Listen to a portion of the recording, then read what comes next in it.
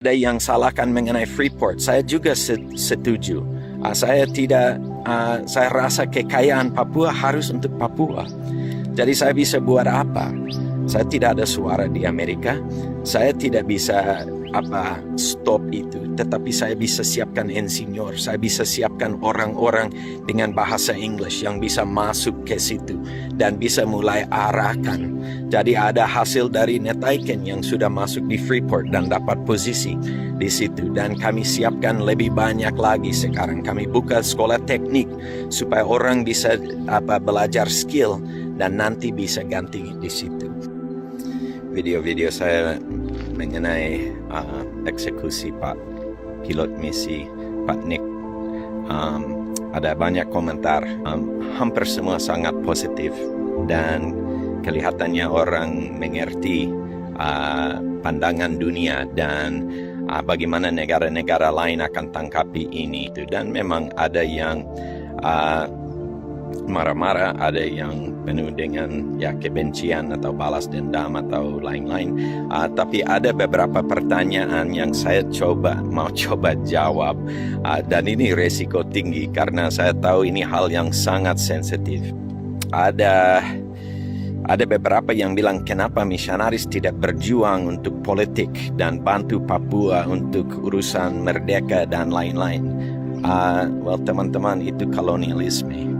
Kalau saya sebagai warga negara Amerika campur tangan dengan urusan politik begitu, itu dilarang sekarang. Dan sebenarnya masyarakat di negara demokrasi harus urus mereka punya masa depan secara politik. Jadi kita dari luar hanya datang untuk menolong dan membantu. Itu kepercayaan saya. Ada yang lain yang ada kepercayaan lain. Kirim tentara Amerika, itu mereka ada mulai dan kami akan selesaikan secara apa yang terjadi di seluruh dunia. Pihak misionaris tidak mau ada kekerasan dan perang dan kirim tentara. Jadi kami fokus ke bagian rohani, kepada bagian pendidikan dan kepada kesehatan dan transportasi pelayanan itu. Itu tujuan dan panggilan orang misionaris. Kami juga rasa dan percaya bahwa masalah politik itu hanya down-down. Karakter, kepercayaan kepada Tuhan, skill, itu akar-akar untuk pohon. Kalau pergi ke Afrika dan lihat Rwanda, Burundi, dan mereka beragama Kristen, mereka sudah merdeka, mereka sudah ini, tetapi karakter dan kelakuan mereka bahaya, sukuisme tinggi, dan mereka hidup dalam neraka, penderitaan. Gereja Gidi dari Papua baru harus kirim misionaris ke Uganda untuk bantu Uganda, dan orang-orang Uganda yang mereka bawa ke Papua, mereka orang miskin sekali, dan mereka lihat Papua, wah luar biasa, kalian kaya, kalian bebas. Jadi politik itu hanya down-down. Negara bangsa yang baik itu gara-gara karakter rakyat dan hubungan dengan Tuhan rakyat. Itu kepercayaan golongan orang misionaris. Jadi kami akan fokus semua ke situ, tidak akan fokus ke down-down. Kita fokus ke akar-akar menurut kami. Ada orang yang ada pandangan lain, silakan, tetapi itu yang kami percaya. Kami peduli sekali mengenai hak asasi manusia. Kami juga peduli mengenai kekerasan, kejahatan, dan lain-lain. Dan itu kenapa saya berjuang untuk hak wanita. Saya juga usaha setengah mati untuk membangun keluarga yang sehat dan kuat. Karena kekerasan paling banyak yang terjadi di Papua itu antara suami dan istri. Jadi kami ada fokus ke pihak bagian yang kami bisa fokus. Kalau saya mulai campur tangan dengan politik, saya akan langsung dikeluarkan dan selesai di situ. Karena itu juga bukan hanya kepercayaan misionaris, tapi itu aturan-aturan negara. Kalau orang Indonesia datang di Amerika dan mulai campur tangan dengan politik di sini, dan dia bukan warga negara Amerika, dia juga akan dikeluarkan. Itu tidak diizinkan lagi. Ada juga yang bilang Amerika ada menjual Papua tahun 61 dan lain-lain, New York Agreement. Ya, itu orang politik yang buat keputusan. Dan itu sebelum kita semua lahir. Itu 40 tahun sebelum pilot Nick ini lahir. Jadi kami akan hukumi cucu gara-gara dosa tete nenek. Dan sebenarnya ini juga seperti di seluruh dunia, misionaris tidak ada kuasa di atas pemerintahan. Keputusan-keputusan itu, kalau misionaris setuju tidak setuju, tidak ada dampak. Kita semut kecil di ujung bumi yang tidak ada suara di pemerintah pusat di situ. Jadi itu seperti bunuh guru sekolah minggu di kampung gara-gara keputusan gubernur atau presiden buat keputusan 60 tahun yang lalu. Baru kita bunuh guru sekolah minggu karena dia satu bangsa dengan orang itu. Well, kalau mau hukumi begitu, dunia ini akan habis penduduk. Saya berjuang hari ini sebaik saya bisa supaya Papua, orang-orang Papua, orang-orang Indonesia, siapa saja yang ada di dalam pelayanan kami siap mandiri, siap menjadi pilot, siap menjadi mekanik. Ada yang bilang, kenapa tidak latih pilot dan mekanik? Tahun 2006 kami buka program Pre-Aviation Training di Bokandini.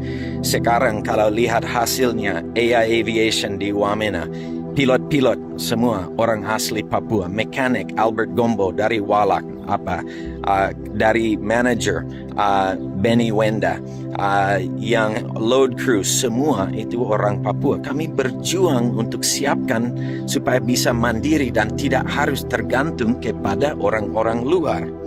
Jadi saya bisa demo, saya bisa protes, atau saya bisa habiskan kehidupan saya untuk siapkan orang yang bisa, yang mampu, yang ada karakter, yang ada skill, yang ada hubungan dengan Tuhan, supaya mereka tidak menjadi orang jahat, diktator-diktator seperti kami lihat di seluruh dunia. Orang yang dapat pendidikan yang baik tanpa karakter, mereka menghabiskan mereka punya suku, bangsa, dan negara sendiri. Jadi itu yang misionaris ada buat. Kami fokus kepada itu. Kalau lihat sekarang misionaris jalankan banyak sekolah, SPH. Sekarang yang hasil saya dari Netaiken, hasil Tuhan sebenarnya bukan Scotty, tapi ada berapa 10 sekolah SSB di Wamena dijalankan oleh Neri yang asal dari Silimo. Kalau lihat dari Aki Logo, Tyrannus di Wamena, ada Nas Gombo yang buka Ayanggen, ada Julianus Pabika yang buka sekolah di Tulem. Kalau daftarkan berapa banyak anak kami atau murid kami yang buka sekolah, karena mereka juga melihat ini kunci untuk masa depan supaya siap mandiri. Nah, pada waktu saya bilang mandiri itu bukan masalah soal merdeka ini politik. Mandiri itu kemampuan untuk jalankan tugas dengan profesional, walaupun itu pemerintahan, gereja, bisnis, transportasi, pendidikan. So, itu fokus pihak orang misionaris, gereja, masyarakat punya kemampuan dan skill. Ada yang salahkan mengenai Freeport. Saya juga setuju. Saya rasa kekayaan Papua harus untuk Papua. Jadi saya bisa buat apa? Saya tidak ada suara di Amerika. Saya tidak bisa stop itu. Tetapi saya bisa siapkan insinyur. Saya bisa siapkan orang-orang dengan bahasa English yang bisa masuk ke situ dan bisa mulai arahkan.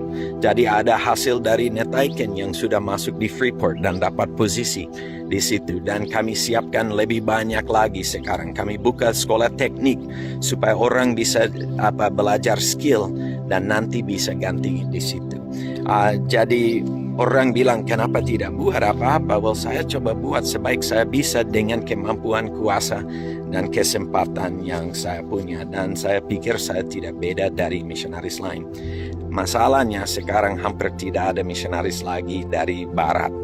Misionaris yang ada daya tahan untuk layani di tempat seperti Papua adalah misionaris lokal.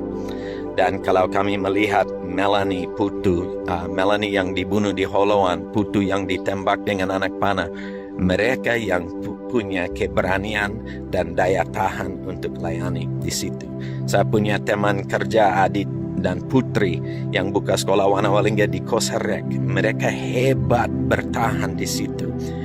Orang Jawa, Cina, Batak di Opangen yang siap berdarah. Itu orang lokal. Nah, itu Letera Balingga. Dia dari kampung yang baru ada kejadian ini, tetapi dia layani sebagai Kepsek kami selama 15 tahun. Dia layani di suku Lani, itu misionaris lokal, orang Yali yang layani di Lani. Jadi kalau kita menjaga orang yang layani di bagian pendidikan, transportasi, kesehatan, Papua akan siap untuk mandiri dalam pola apa saja, atau bendera apa saja, atau politik apa saja. Yang penting ada rakyat yang bisa mandiri, dan saya pikir hampir setiap penduduk Indonesia dan dunia mau itu. Tapi kalau kami bunuh pilot dan guru dan ini, akan siap untuk apa nanti? Jadi yang saya mau jawab, tolong berpikir baik-baik. Nah, banyak orang yang pola pikiran sebelum Injil masuk itu balas dendam dan tidak akan ampuni. Injil ada bawa ampunan dan dendaman sudah habis. Baru Papua maju luar biasa cepat. Tapi sekarang dendaman kembali. Ini jauh lebih besar dari politik. Jadi jangan salah pakai kata-kata saya bahwa saya ada bicara politik. Ini untuk masa depan yang baik, kerajaan surga, hidup damai, aman, keluarga bisa maju dengan baik, bisa menikmati tanah yang Tuhan memberi. Dan kalau kami lihat di sini, saya tunjuk, ini daerah Arizona. Lihat, tanah ini subur, sangat tidak subur, hanya pasir ini. Semua tumbuhan itu berduri-duri.